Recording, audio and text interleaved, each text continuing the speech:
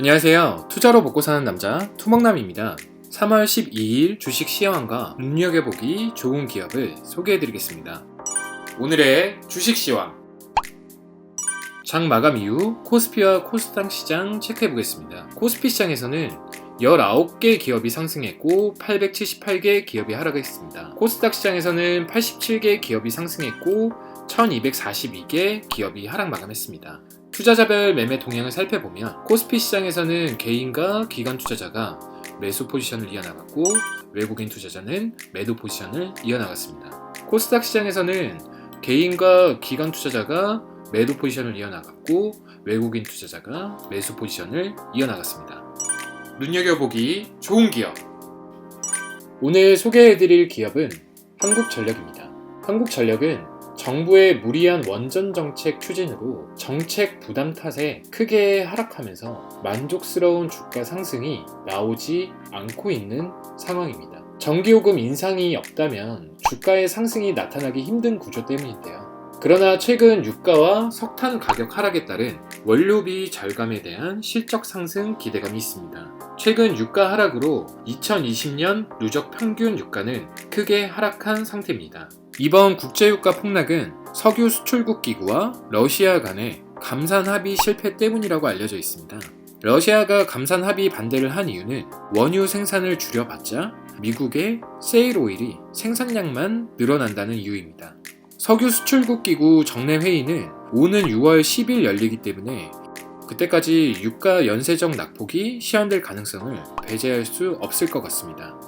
흔히 유가가 10% 하락 시에는 한국전력은 1조 원 이상의 비용 감소가 이뤄진다고 합니다. 2020년 WTI 기준 45달러를 가정하면 전년 대비 유가 하락률은 30%에 달하며 한국전력은 약 3에서 4조 원의 비용 감소를 기대할 수 있게 되는 겁니다. 그러나 단점도 존재합니다. 한국전력은 2019년 영업 손실이 1조 5천억 원으로 11년 만에 최악의 실적을 거뒀습니다.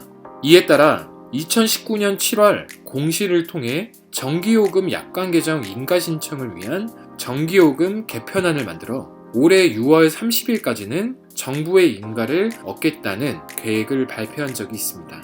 그러나 한국전력의 적자 상황을 감안해 총선이 끝나는 4월 이후에는 전기요금 체제 개편 논의가 이뤄질 수 있을 것이라는 전망이 나오고 있지만 만약 한국전력의 실적 개선이 뚜렷하게 나타난다면 정부로서는 코로나 바이러스에 따른 경기 침체 상황과 국민들의 경제적 부담 등을 고려해 한국전력의 요구를 받아들이기 어려워 보입니다. 최근 20%대 대폭락을 기록했던 국제유가가 급반등한 지 하루 만에 급락세로 돌아섰잖아요. 러시아와 사우디 그리고 미국의 치킨게임으로 이어진다면 국제유가의 하락은 장기간 지속될 가능성이 있다는 점과 석유 수출국 기구 정례 회의는 오는 6월 10일 열리기 때문에 유가의 연쇄적 낙폭이 시현될 가능성을 배제할 수 없다는 점에서 한국전력의 서프라이즈를 기대하는 투자 아이디어였습니다. 오늘의 하드슈. 오늘 시장에 영향을 미치는 뉴스를 많이 접했는데요.